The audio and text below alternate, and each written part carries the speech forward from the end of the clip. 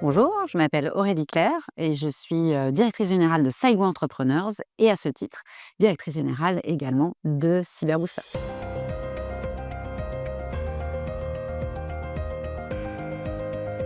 Donc j'ai quitté la FDJ en 2020 avec des velléités d'aventure entrepreneuriale, puisqu'à force de grenouiller dans cet écosystème de start-up, ça donne des envies.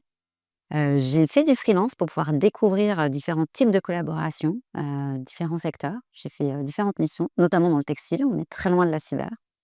Et puis dans ce cadre-là, j'avais travaillé avec Axeléo, donc qui était historiquement un accélérateur de start-up. Et ils m'ont proposé à l'automne 2021 de les rejoindre pour monter Cyberbooster, puisqu'ils avaient remporté l'appel à manifestation d'intérêt pour monter ce dispositif. C'est comme ça que je suis arrivée dans la cyber. Je cherchais pas un job, mais ça cochait pas mal de cases, l'entrepreneuriat, la tech et puis le sens, puisque travailler dans la cyber, c'est travailler pour le bien commun. Et ça fait maintenant un peu plus de 3 ans que mon environnement, c'est l'entrepreneuriat, c'est les entrepreneurs surtout, dans la cybersécurité. Au sein de Cyberbooster, on a accompagné, plus d'une quarantaine, de startups, à aujourd'hui.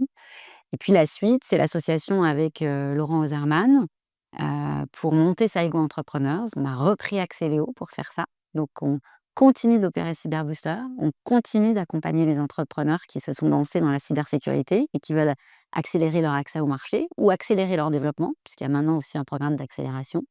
Et puis on a monté par ailleurs un startup studio dans lequel on vient d'annoncer une levée de fonds de 5 millions d'euros pour créer les startups qui manquent. Donc aujourd'hui, quand on est entrepreneur dans la cyber, soit on a son associé, son projet, son produit, et puis on peut être accompagné du côté de Cyberbooster avec la mobilisation de tout l'écosystème qui est derrière. Soit on a envie de sauter, de franchir le pas de l'entrepreneuriat dans la cyber. On n'a pas forcément d'idées, on n'a pas forcément de cofondateur, et bah, le studio, ça peut être une option pour entreprendre dans la cybersécurité.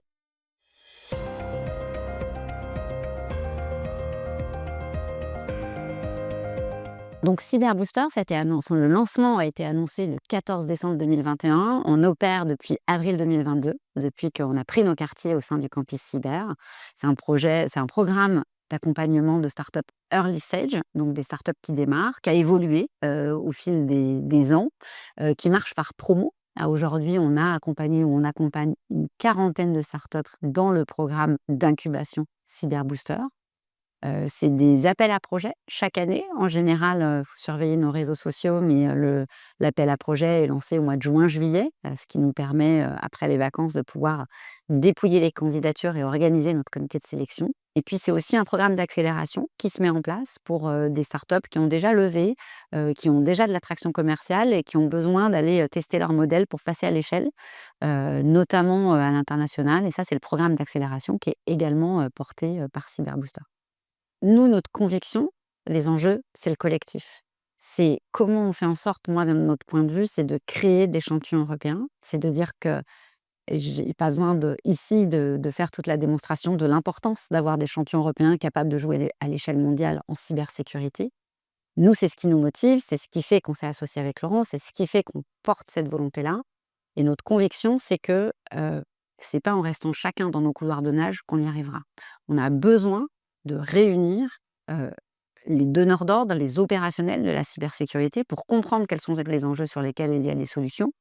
On a besoin de réunir les entrepreneurs puisque sur le modèle d'hypercroissance avec un entrepreneur qui s'engage dans, une succession de levées pour devenir le leader mondial, on voit qu'aujourd'hui il est un peu challengé. Peut-être qu'il y a des nouveaux, modèles de développement à imaginer en rassemblant peut-être plusieurs acteurs. En rassemblant aussi les financeurs, de l'entrepreneuriat, les VC, les fonds d'investissement, qui ont aussi, une carte à jouer pour permettre de développer, les champions. Bref, et les institutionnels bien entendu, puisqu'on a aussi un momentum, hein, du côté de la cyber avec une dynamique européenne sur la cybersécurité. On est convaincus, et c'est pour ça que ça résonne avec l'émission du Campus Cyber, que pour construire ces champions européens dont on a besoin, il faut rassembler ces gens, il faut faire en sorte que les gens travaillent et il faut faire en sorte que ces nouvelles solutions trouvent leurs clients. Puisque faire des champions européens, c'est pas seulement du bon sens, c'est pas seulement de la bien-pensance, c'est aussi des bons de commande.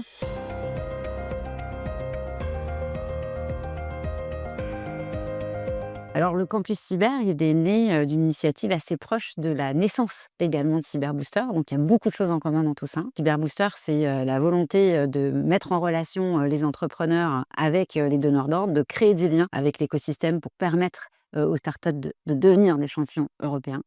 Et bien, c'est tout l'objet également du campus cyber, de mettre ensemble toutes les parties prenantes de la cybersécurité pour faire en sorte d'avoir une cybersécurité plus forte, plus rayonnante, plus unie. Donc tout ça, semble bien résonner.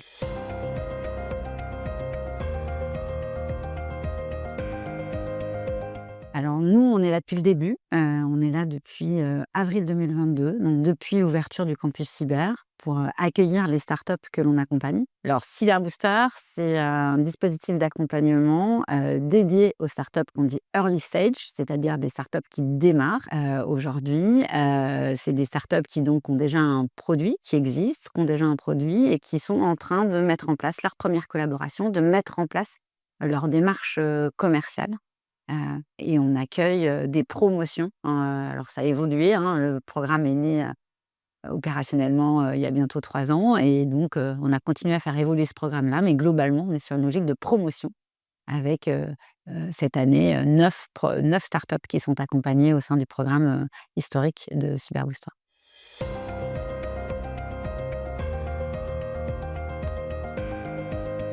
Nous, on a un prisme très entrepreneurial, donc il y a un contexte de ce point de vue-là qui a énormément évolué, quand, le projet, Cyberbooster a été lancé, donc sur papier, c'était il y a 4 ans, je pense, j'étais pas encore là. On était, en plein boom, sur, l'investissement, dans les startups avec, des montants levés, c'était facile de lever, on levait beaucoup et cetera. Ça, ce contexte-là, il a énormément évolué, dans la cyber, mais globalement, dans la tech.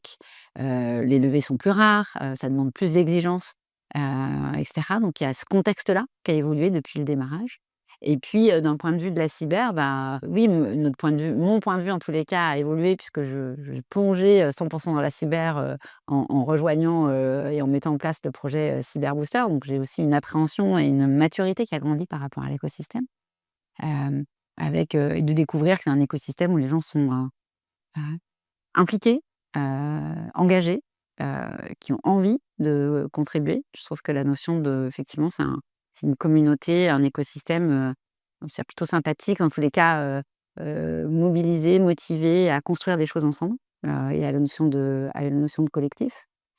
Après, on a aussi, une évolution où, aujourd'hui, le marché de la cyber, il va aussi dans une logique de rationalisation des dépenses. Donc, c'est plus difficile, de créer une start-up dans une logique où, les dépenses, se rationalisent. Il y a une logique de plateformisation qui se met en place, qui profite aux acteurs déjà en place, aux acteurs plutôt dominants sur le marché. Nous, notre enjeu, c'est de faire émerger des nouveaux acteurs. Donc il faut être, le plus sharp possible, il faut, concentrer, sa proposition de valeur, ça demande beaucoup d'exigences, heu et être axé sur quelle valeur on va créer pour pas faire, une énième solution de puisque les places sont de plus en plus chères, l'offre est nombreuse, les donneurs d'ordre vont vers cette logique de rationalisation, donc il faut être de plus en plus pertinent si on veut accéder et trouver sa place sur le marché.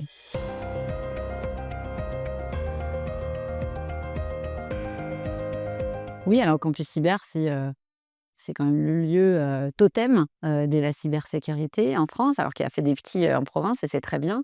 Mais ça permet effectivement de créer du lien. Il y a notamment, un collège, je crois, alors j'avoue que je suis un peu perdue parfois dans les termes techniques, du campus cyber, mais le groupe, BASF, banque, assurance, SF, ça doit être service financier, qui est très actif et qui, nous permet aussi de créer pas mal de liens, avec, les startups sur des événements, de participer à des événements. Et puis c'est aussi un lieu, qui nous permet d'organiser des jolis événements en partenariat avec le campus, comme, l'événement du pitch final qui nous permet de mettre en avant les startups qui sont accompagnées au sein de Cyberbooster chaque année et qui permettent aussi, bah, de faire venir, auprès des startups des gens qu'on voit moins quotidiennement à nos côtés et qui viennent découvrir, les entrepreneurs et les solutions qu'ils proposent.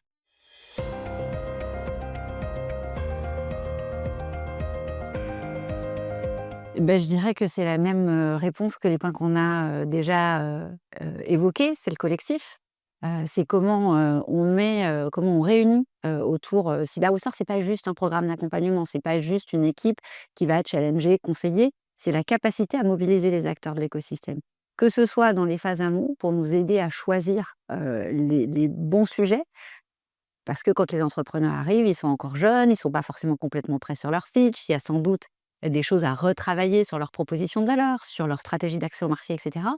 Mais les sujets qu'ils traitent, eux, on va les challenger, notamment avec nos partenaires premium qui participent, au comité de sélection, qui sont, pour la plupart, au campus cyber d'ailleurs. Et puis il y a tout un tas d'acteurs, des fonds d'investissement, des institutionnels, qui vont aider effectivement à dire: «OK, là-dessus, il y a une approche qui est nouvelle, il y a un besoin qui est pas couvert, pas assez couvert» et cetera. Donc c'est ce collectif-là qui nous permet de nous assurer que les startups qu'on accompagne, effectivement, elles sont sur des sujets qui intéressent le marché, elles sont sur des sujets où il manque des solutions, et elles ont un truc et qui nous donne confiance sur leur capacité à les rencontrer dans le marché.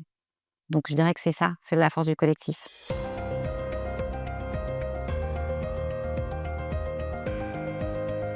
Bah, il y a les sujets autour de l'IA de toute façon, comment on sécurise les modèles d'IA, comment l'IA est une menace, comment on la contraint, comment on utilise l'IA pour améliorer, enfin, c'est toute la logique d'automatisation quand on est dans une logique de rationalisation, des dépenses cyber, et cetera.